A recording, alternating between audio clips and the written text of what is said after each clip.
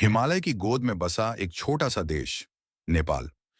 यह केवल दुनिया की सबसे ऊंची छोटी माउंट एवरेस्ट का घर ही नहीं, बल्कि प्राचीन सभ्यता, संस्कृति और संघर्षों की भी धरती है। लेकिन इस खूबसूरत देश ने राजनीतिक अस्थिरता, आर्थिक चुनौतियों और विकास की धीमी गति का भी लंबा दौर देखा है। इन्हीं परिस्थितियों में एक ऐसा युवा उभरा जिसने पारंपरिक राजनीति को चुनौती दी।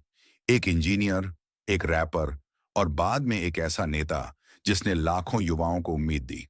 उसका नाम है बलेंद्र शाह, जिन्हें पूरी दुनिया बालन शाह के नाम से जानती है। काठमांडू का मेयर बनने के बाद बालन शाह के सामने सबसे बड़ी चुनौती थी चुनावी वादों को जमीन पर उतारना। जनता बदलाव चाहती थी, लेकिन वर्षों से चली आ रही समस्याओं का समाधान आसान नहीं था। उन्होंने नगर प्रशासन में जवाबदेही बढ़ाने, तकनीक के उपयोग और शहर के बेहतर प्रबंधन पर जोर दिया। अवैध निर्माणों के खिलाफ कार्रवाई, सार्वजनिक स्थानों को व्यवस्थित करने और सफाई व्यवस्था सुधारने जैसे कदमों ने उन्हें लगातार सुर्खियों में रखा।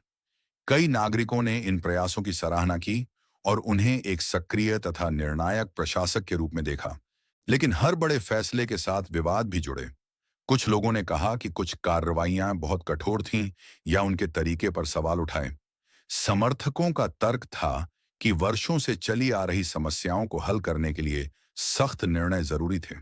दूसरी ओर आलोचकों का कहना था कि कुछ मामलों में संवाद और कानूनी प्रक्रिया को अधिक महत्व दिया जाना चाहिए था। यही लोकतंत्र की वास्तविकता है।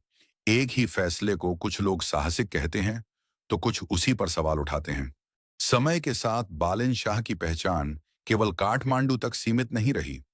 उनकी कार्यशैली, सार्वजनिक बयान और युवाओं से जुड़ाव ने उन्हें राष्ट्रीय स्तर पर चर्चित बना दिया।